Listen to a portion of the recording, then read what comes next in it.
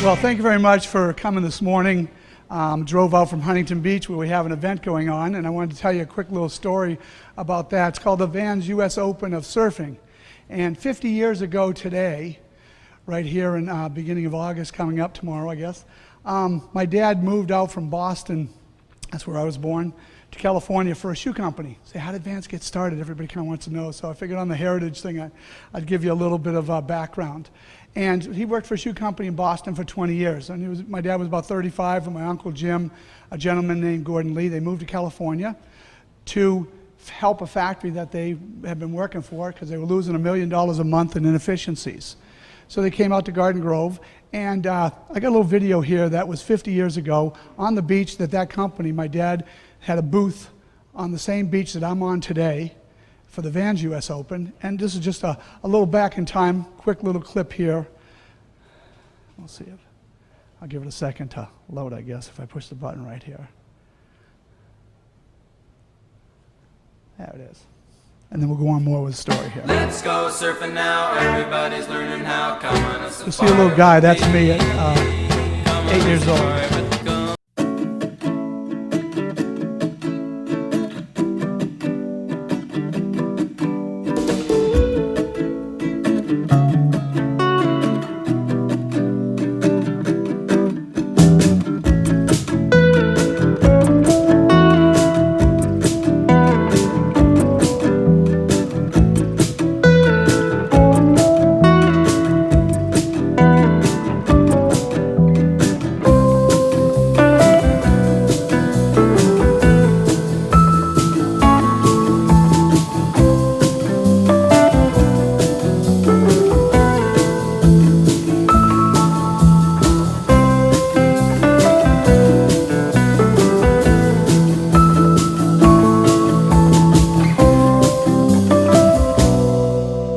So we do have roots, and the nice thing is that back in 1964, that was, my dad, from that right there, about 2 months later, quit a company he worked for 20 years, and decided retailers make all the money, not the manufacturers. And he had a dream, hey, I'm going to make my own shoes. Let me go to the next slide here. I'm going to make my own shoes in my own company and sell them in my own stores, which never been done before. So that building right there is our very first building, 704 East Broadway in Anaheim. We manufactured shoes there for about 29 years.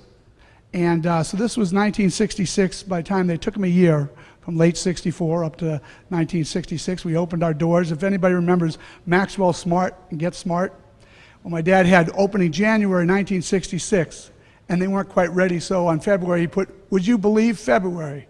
So it was, just so you understand the whole thing about Vans is that 3 men, and I'll show you a picture of them in a minute here, built a factory. There was only 3 companies since 1900 go into the vulcanized manufacturing of footwear in the United States.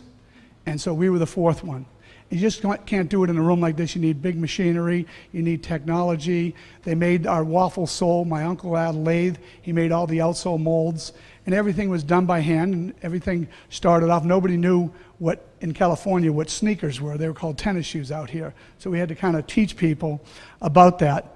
And we started off with custom-made shoes. Again, this is an old picture of cheerleaders. All the cheerleaders in Southern California in the 60s and 70s, up till probably when Reebok came out with athletic shoes for cheerleaders, wore Vans, because we matched their outfit. We had to do things that nobody else did. We didn't do basketball, football, baseball.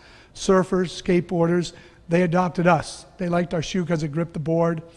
They liked our shoe because it was washable, it was affordable. The first shoes, just so you know, $4.49 was our deck shoe, the authentic. Our number 1 shoe in 1966 was authentic, and number 1 shoe in year 2014 is our authentic. So the lace up without the padding and stuff there. So the nice thing about it is that we had to do things like custom made. First day, my dad never being in retail before, had the store open. There were all empty shoe boxes all in the racks of the store. In the front of the factory, we had the factory. We had a store. It was a warehouse. It was an office. It was a making room, fitting room, and it was the stitching room there. In the store itself, they never done retail before, so the first day they thought they did really good. They had a cash register there, but they forgot to bring money. So when they sold the first 16 pair of shoes, okay, they had everybody come back and bring their money another day. But they would look at their feet, and they'd been in the business. They could tell you if we were 9.5 or 10, 8, whatever it was. They made the shoes in the back, and 2 hours later came back for them. We hadn't filled in all the boxes yet. All 16 people, 15 brought them back, the money back the next day. The 16th person, 2 weeks later, because she was heading out of town, she came back, and her shoes were $229, the women's shoes. So the first customer says, I like that pink, but I'd like a brighter color. So my dad says, geez. And the lady goes, I like the yellow, but I like a softer yellow. He says, ladies, there's a fabric store down the road a mile. Pick out any fabric you want, bring it back, I'll make a pair of shoes for you. So the first day of business, they started custom making shoes because he couldn't carry every flavor that women wanted. He found out women, he kept approaching the man in the family. And he quickly found out that wasn't the boss of the family. I'm going to the woman. Because the guy's sitting here, he says, I like this. No, it's white. You're going to get dirty.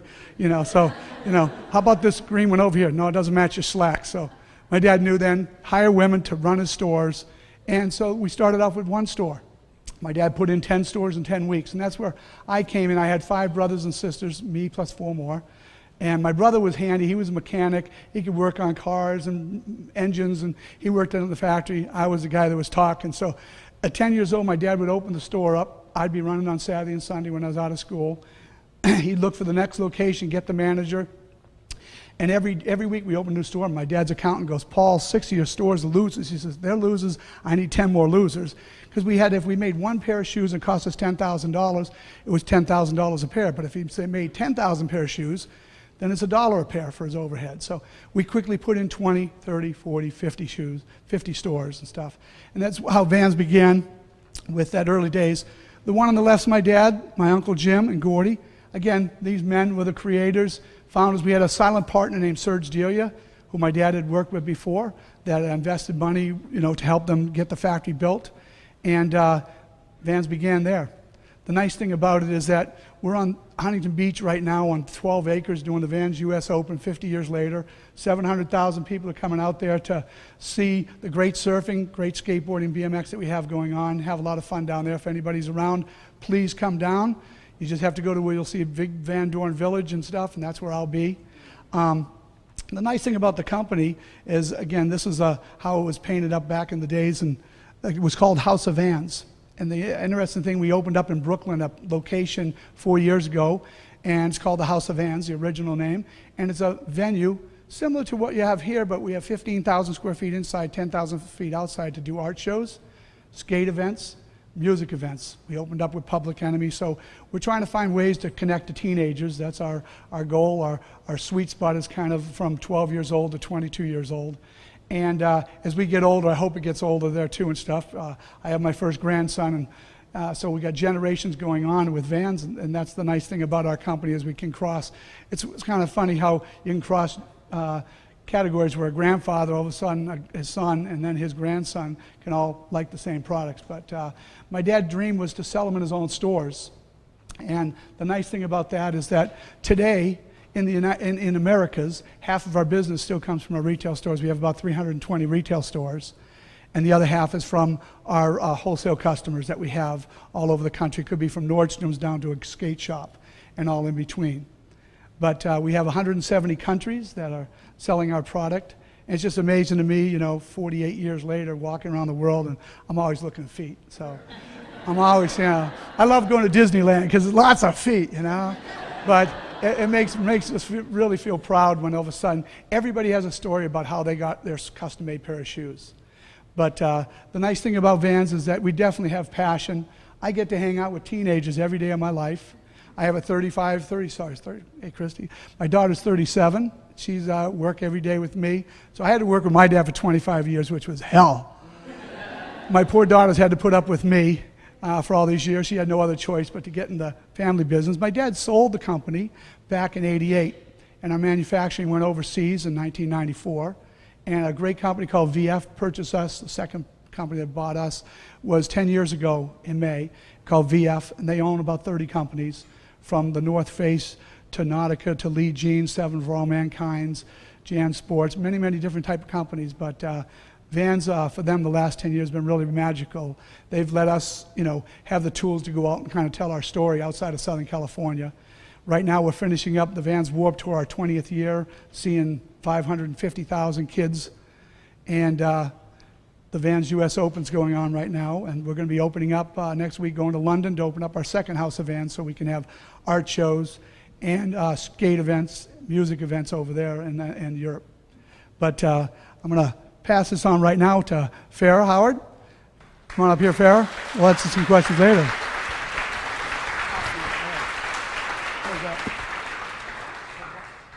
Thanks, Steve. It's always hard to follow Steve Van Doren, as you can imagine, but I will do my best. And first of all, there were so many topics that Steve just brought up, and I'll try to stitch a few together for you.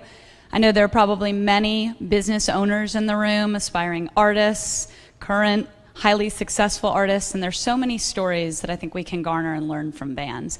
I'm new to the Vans family, so I feel like I can talk about it in a very respectful way as a prior consumer and now a current part of the family. A few of the things that Steve talked about in terms of heritage really started with the customer, right? So the prior slide that you saw had the word customer with custom in parentheses. And let's see if I'm smart enough to go backwards. Maybe? All right. Victory.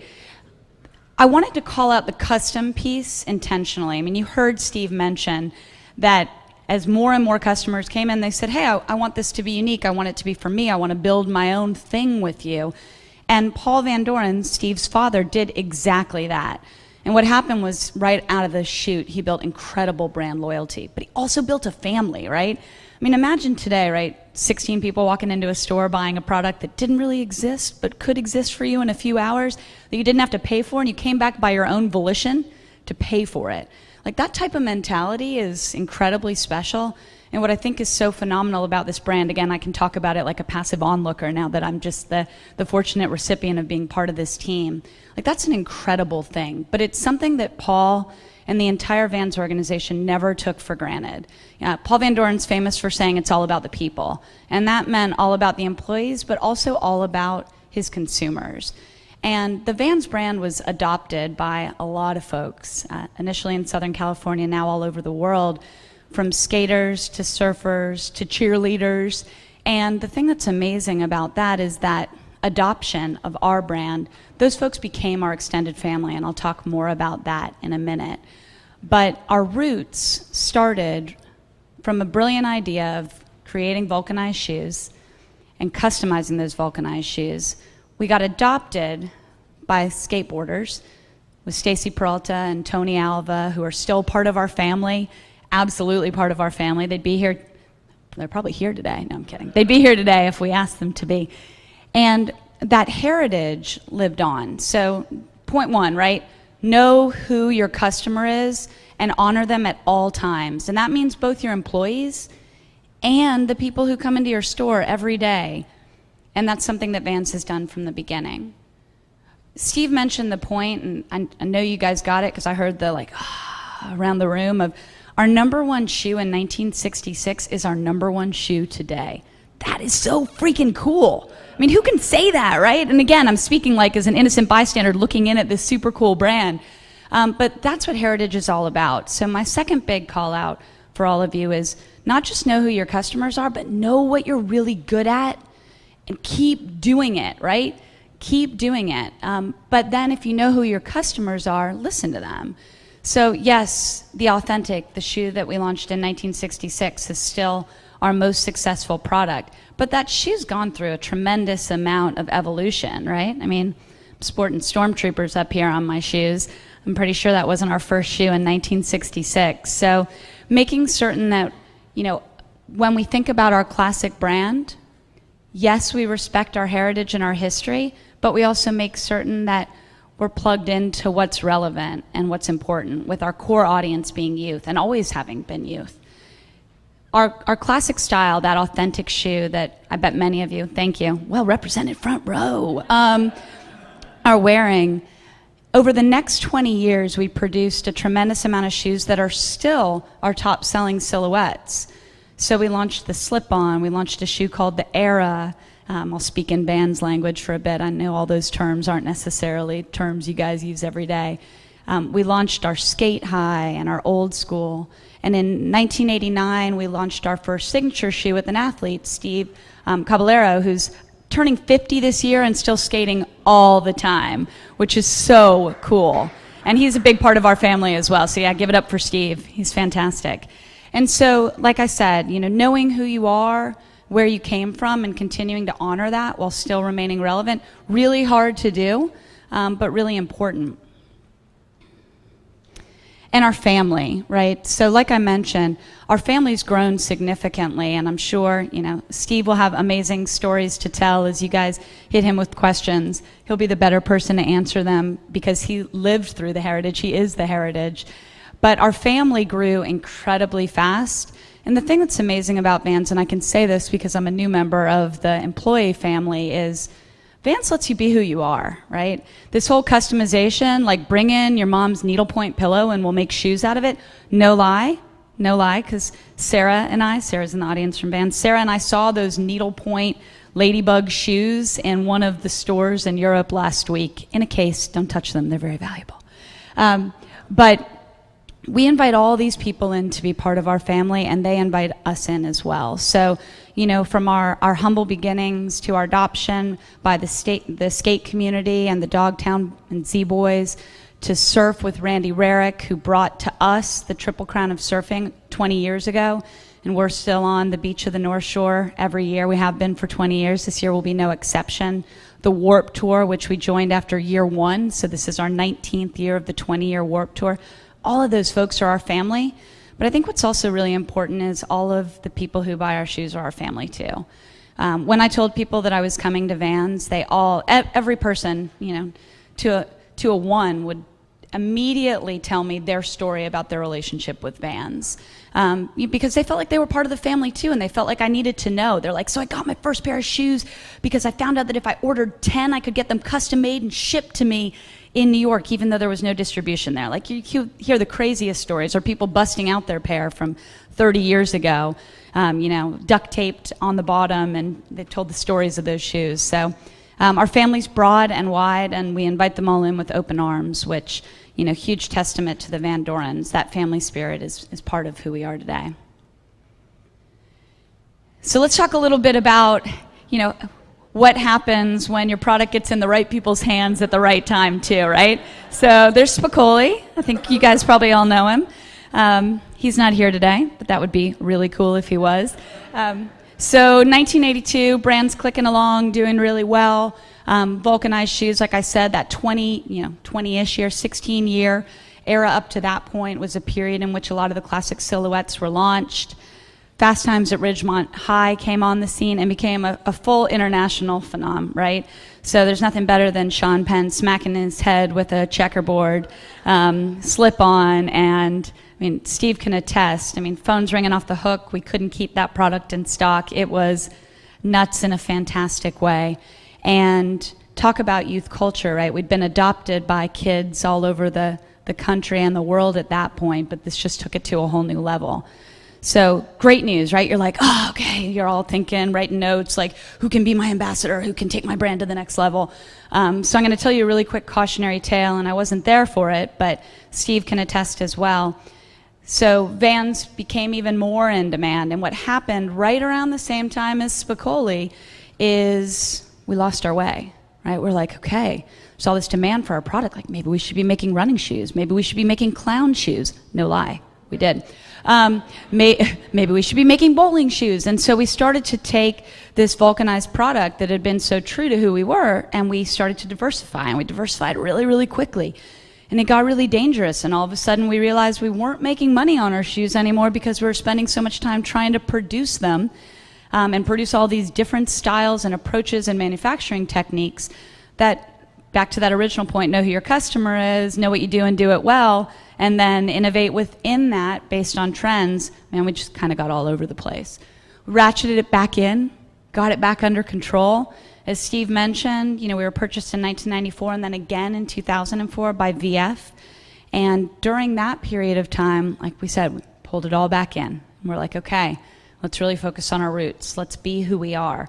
And, since that point, the brand has been incredibly successful because we're back on path. We know who we are, we know where we're going, and we're listening to our consumers all the time. But thank you, Spicoli. He made a lot of things happen. And we love him. We love him. And the story after is the cautionary tale that we learn from, and we will not make that same mistake again.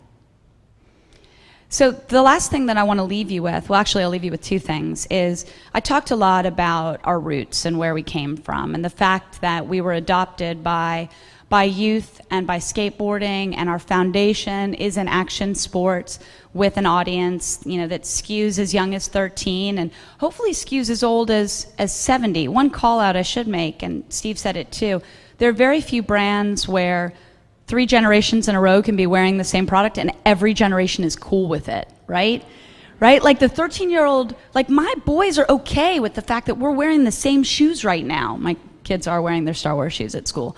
And that's so amazing, and that's something that I feel really fortunate to be part of a brand like this. So how do we keep it going, right? How do we make this keep happening? So what this acronym means, right? We wouldn't be a corporation if we didn't have some acronyms.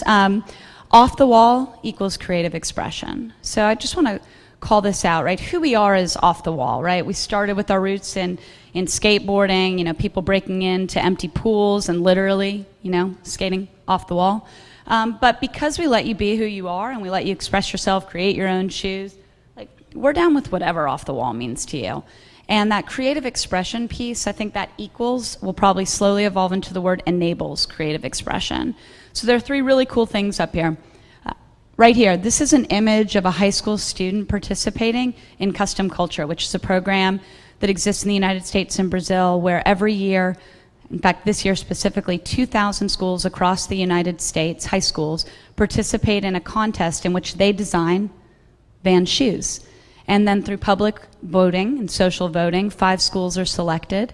They're brought to New York City, and there's a final voting that happens, and the winning school has their shoes produced and sold in Vans stores, and they get over $50,000 funneled back into their high school art program, because we know that art is the future. I feel like I should start singing. For some reason, that line made me think of a song. But we know that art plays a significant role in development, both cognitively, socially, and it's important, in our opinion, for the youth to be able, of America and hopefully all over the world, to be able to express themselves. We do so on our platform with them and for them, and this is a program we're incredibly proud of. And it is all about enabling creative expression. We're heavily involved in street art and art in general.